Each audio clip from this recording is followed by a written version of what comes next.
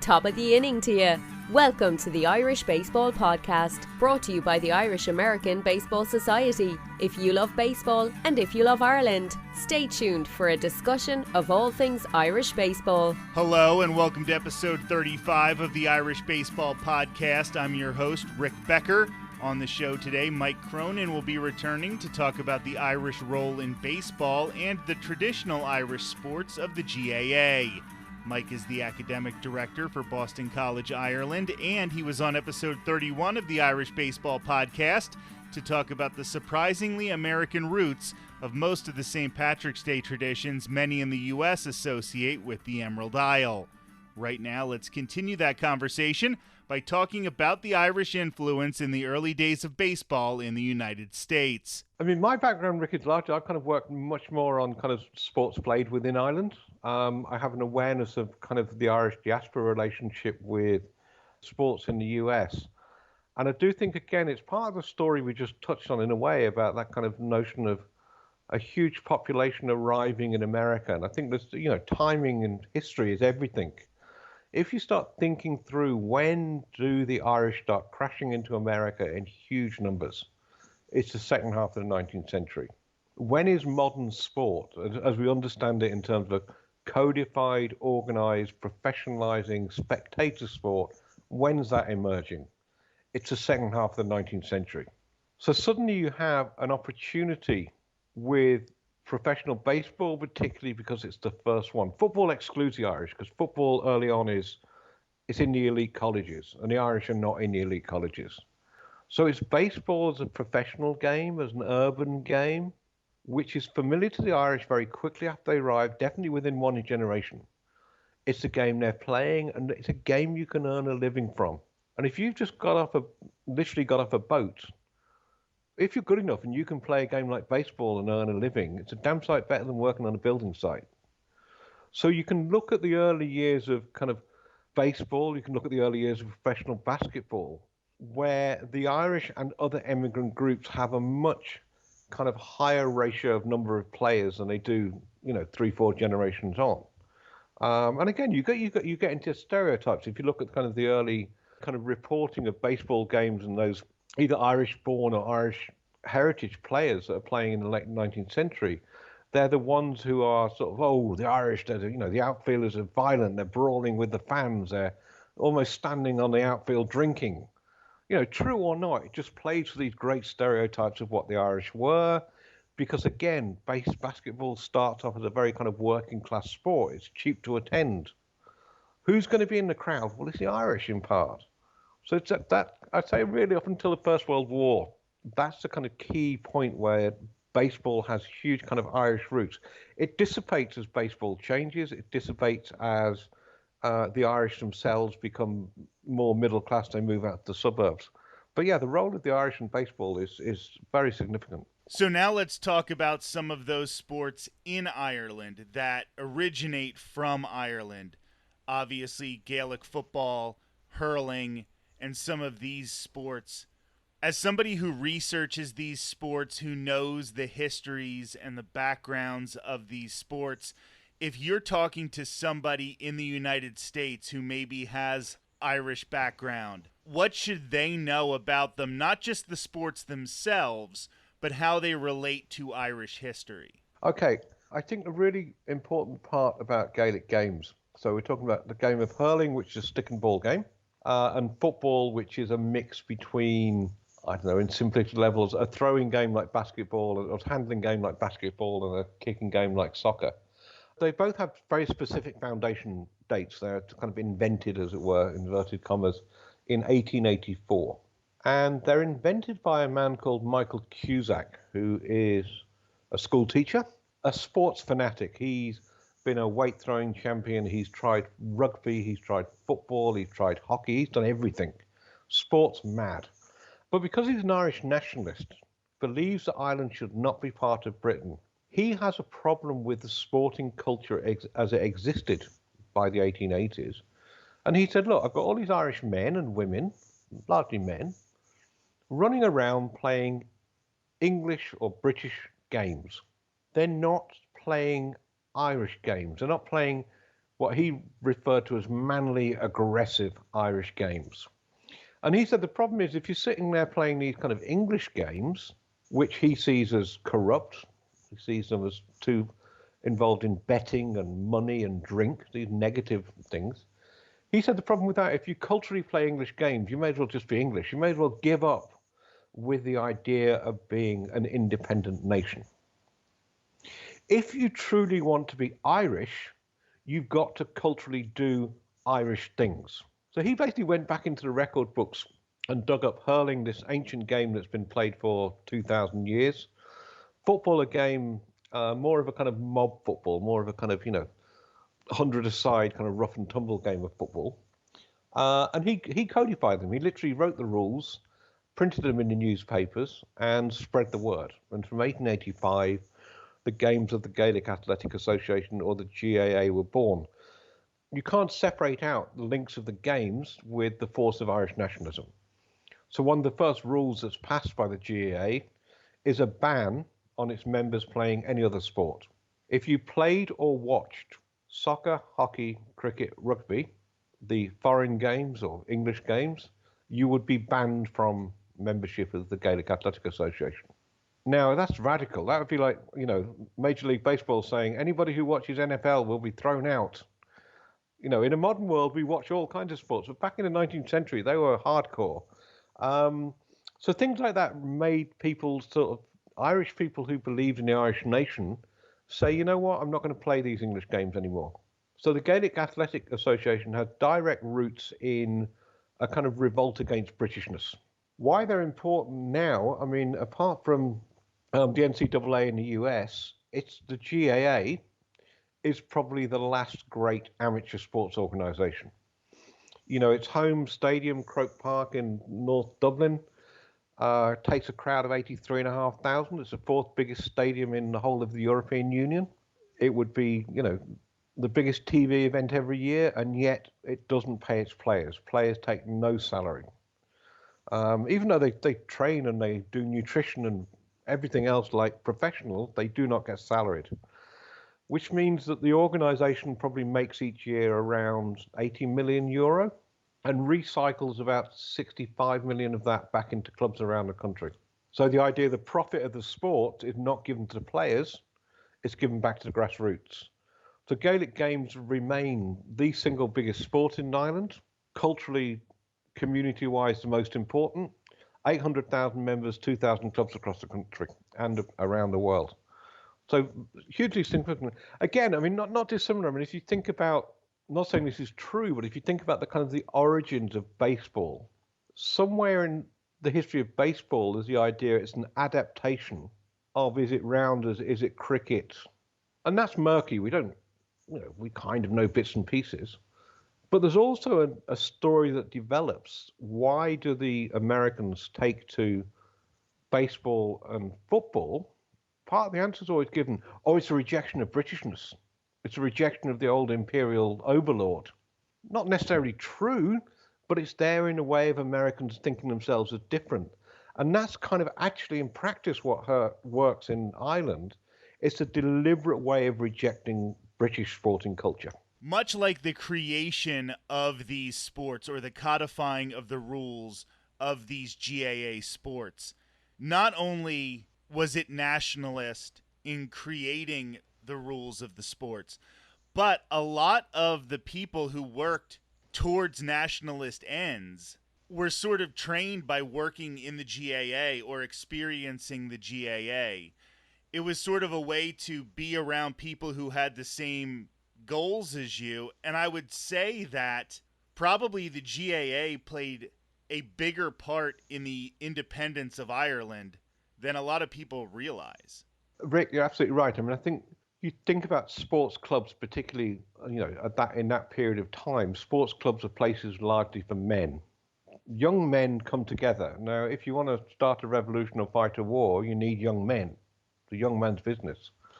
So what you see is that GAA clubs in the run-up to the Irish Revolution, I suppose, in a way, against the British, you see the GAA clubs as a place where young men are radicalized. They're playing their sport, they're having a great social time, they're having their pints and their dances and all the normal things. But also because it's an Irish space, it's where they're thinking about what it means to be Irish. And that's when the kind of, the political movements are coming in and talking to them. And what you see very quickly is that once you get to the kind of pinch point of time where the Irish will begin organising and begin their fight against the British, who are some of the first people to start actually drilling with guns, drilling with broomsticks? It's GAA clubs. And there is a huge correlation, you're absolutely right, between membership of the GAA and revolutionary activity.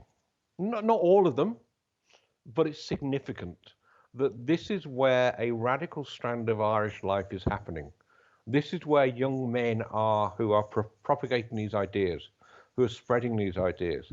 So yeah, you can't say. I mean, there's a whole line about the GAA kind of almost didn't start the revolution, but if you want to look at the revolution at play, that's what the GAA were doing. That there is this kind of idea. It's where the right kind of people were mixing. So you're right that you can't separate out the two. And I think it's interesting. I mean, I think you can take it as a much larger point of view than that. I mean, I think sports clubs generally, given their kind of, as it were, normal target audience, youngish men and women, in the 20th century, there's a huge history of sports clubs going off to war, sports clubs fighting in national revolutions and so on. If you're going to fight a war, you need young, fit people. Where do you find young, fit people? Sports clubs. And Ireland, in that sense, it's a big example, but it's not an extreme example. I can't think of another country where sports play as big a part in the history of that country than with Ireland. Even in the United States, where maybe sports do play a really big part in the history of the United States, it doesn't get talked about as much in our history classes, but you can't tell the history of Ireland without talking about the GAA. I think, no, you're right. I mean, the thing is, the GAA is important, not simply because of the role it plays in, first of all, during its foundation, the idea it's resisting British culture. That's a big statement. The fact that the men of the GAA then are present in the actual fighting of the revolution, that's different. I think it's true that when you get to the state being founded in the 1920s, the state acknowledges that role that the GAA has played. The GAA as an amateur organisation survives on government grants, government gifts, whereas soccer and rugby have got to try and make their own way. Also, I think once you get to the conflict in the north of Ireland from the 1960s onwards, a conflict which is essentially about Catholic v Protestants, it's an identity struggle, the GAA becomes kind of important again because the GAA is a Catholic organisation. So again, if you're a young Catholic in the north, you're going off to the GAA club. You're carrying your hurl on your back to go off and play. That's symbolically that's signifying you as Catholic, both as a point of pride, but also signifying you to the enemy.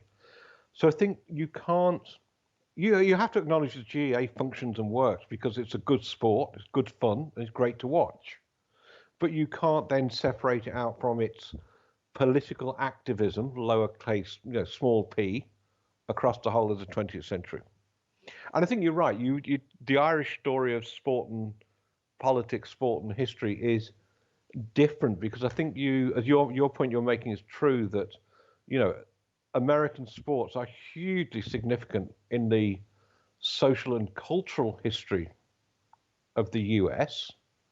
But apart from a few moments, Jesse Owens in 1936, Carlos and Smith in 1968, Kaepernick into the 21st century, you look at American sport and politics around a few very specific examples, symbolizing very specific themes and moments.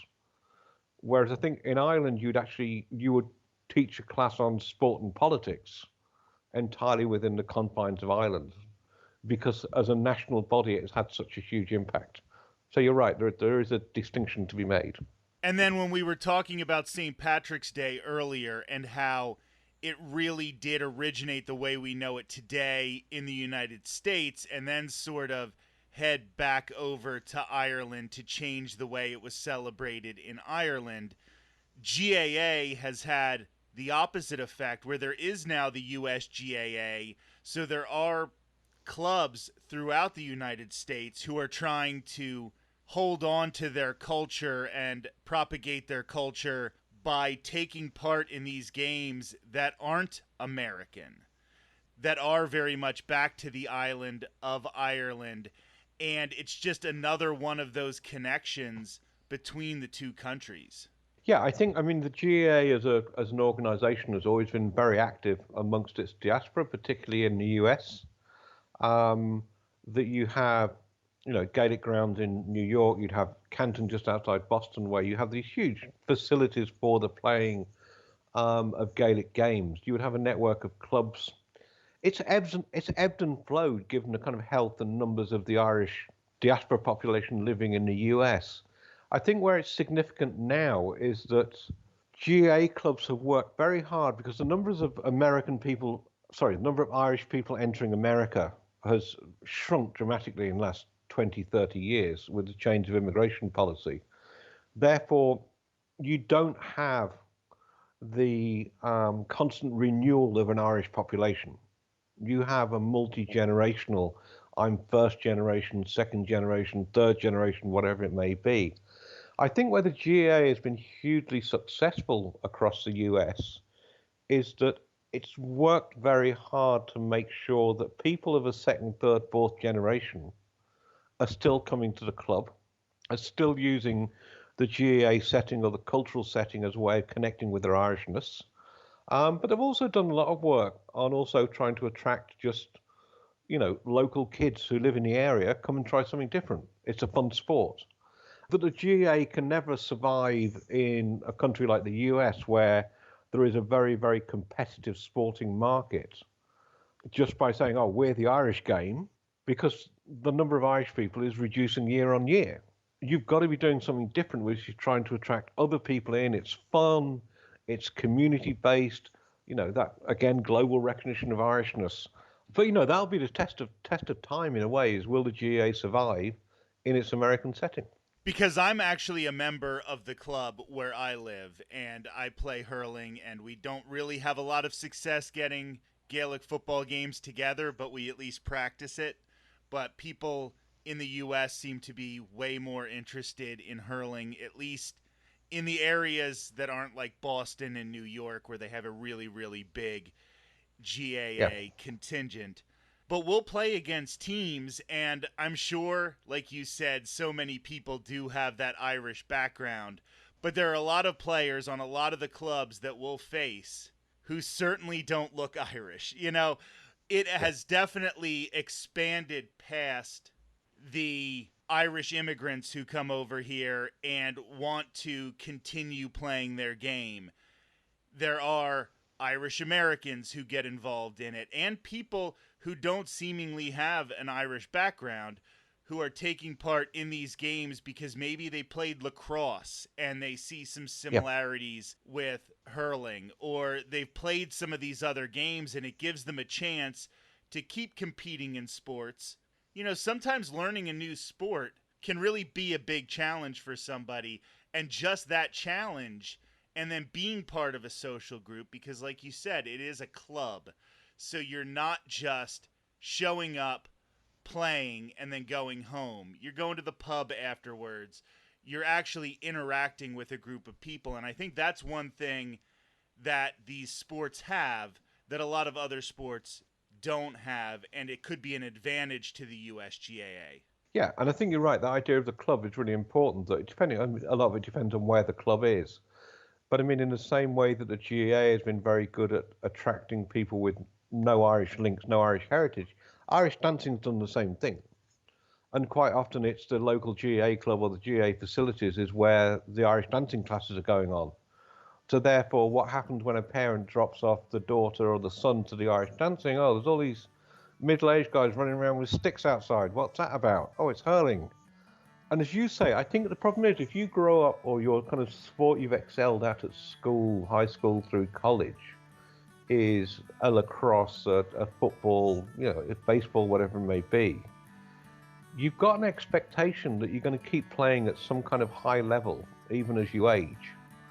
And does that exist? Does that exist in a league format? Is it just pickup games? And I think the attraction of something like hurling is that increasingly in the US, yes, okay, in the elite clubs of New York, etc., this is serious. But I think across much of the US, this is now, as the point you just made, it's a club, it's a few pints, it's a social group, it's a fun place to be. And actually, you know what? If I'm not a great player, it doesn't matter. I'm there for the enjoyment. And it's, there's these nice people. And I think it is the way the GAA's managed to kind of morph into more of a kind of social situation. And I think, again, it's the same kind of trick as we talked earlier with St. Patrick's Day. Yes, it's something that's avowedly Irish and different. Nobody else in the world plays hurling like the Irish. But actually, you know what? Come in and join us. Come in and play. We'll give you a stick and a helmet and tell you what this game's about, and we'll have a pint afterwards, and it'll be fun. And suddenly everybody's sucked up and part of that. So, yeah, I think it's just an appealing kind of Irishness that is open. So, Mike Cronin, we had a few hiccups when trying to organize this conversation, but I tell you what, I am very glad that we found the time to meet up and talk, because it was very, very interesting, and I really appreciate your insight. Thanks for joining us in the Irish Baseball Podcast. Thanks, Rick. That was Mike Cronin, Academic Director for Boston College, Ireland. To hear more from Mike, check out episode 31 of the Irish Baseball Podcast. He's very knowledgeable on the subject of St. Patrick's Day, as it is celebrated in different parts of the world. As for future episodes of the Irish Baseball Podcast, episodes 36 and 37 will feature my conversation with former Notre Dame baseball superstar and former Oakland Athletics prospect Steve Stanley. This year marks the 20th anniversary of the Fighting Irish team led by Stanley, who made it to the College World Series in Omaha, Nebraska. It's also the 20th anniversary of the 2002 Oakland A's season that has been memorialized in the book Moneyball. In the book, author Michael Lewis discusses why the organization decided to select Stanley much earlier than his projections. Until then, thank you for listening to the Irish Baseball Podcast. Thanks for listening to the Irish Baseball Podcast. The Irish Baseball Podcast is a production of the Irish American Baseball Society. Visit us online at irishbaseball.org and connect with us on social media. And remember, there's no place like home.